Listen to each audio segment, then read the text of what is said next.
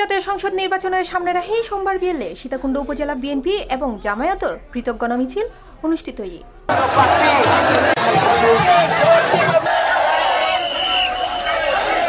বেলা 3:30টায় উপজেলা জামায়াতে ইসলামীর উদ্যোগে আয়োজিত গণমিছিলত নেতৃত্ব দেয় চট্টগ্রাম 6 আসন মনোনীত সংসদ সদস্য প্রার্থী আনোয়ার সিদ্দিক চৌধুরী। হাসান গোমস্তা মসজিদের সামনে তুন গণমিছিল শুরু হয় মহাসড়ক প্রদক্ষিণ করে সীতাকুণ্ড আলিয়া মাদ্রাসার সামনে বিশাল সমাবেশ অনুষ্ঠিত হয়।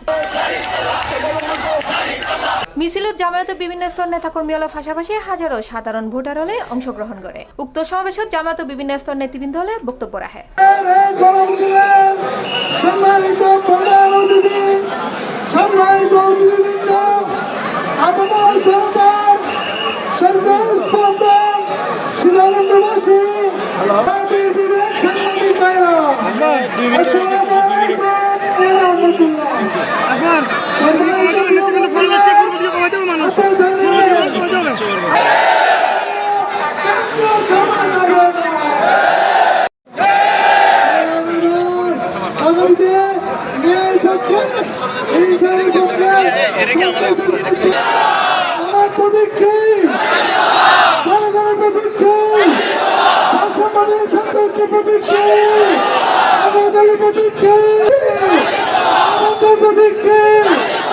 অন্যদিকে বিকেলে 4:30টার সময় সীতাকুণ্ড উচ্চ বিদ্যালয় মাঠত বিএনপির বিশাল সমাবেশ অনুষ্ঠিত হয়। সমাবেশত উপজেলা বিএনপি সিনিয়র নেতৃবৃন্দ বক্তব্য রাখে। সবার সমান অধিকার প্রতিষ্ঠিত করার লক্ষ্যে 12 তারিখ একটি বিশেষ গুরুত্বপূর্ণ দিন। সেদিনে কি করতে হবে?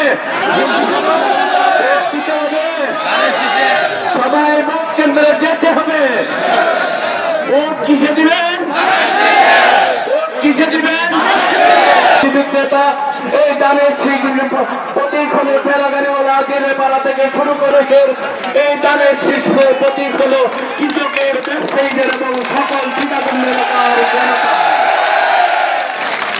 সুতরাং 12 তারিখ সবাই ভোট কেন্দ্রে সারাদিন থাকতে হবে, ভোট দিতে হবে সকাল থেকে।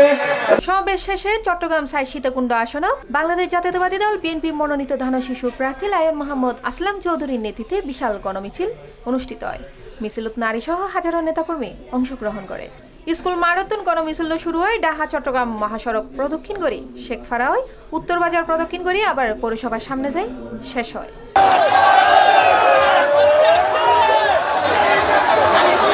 C+ TV Chittagong.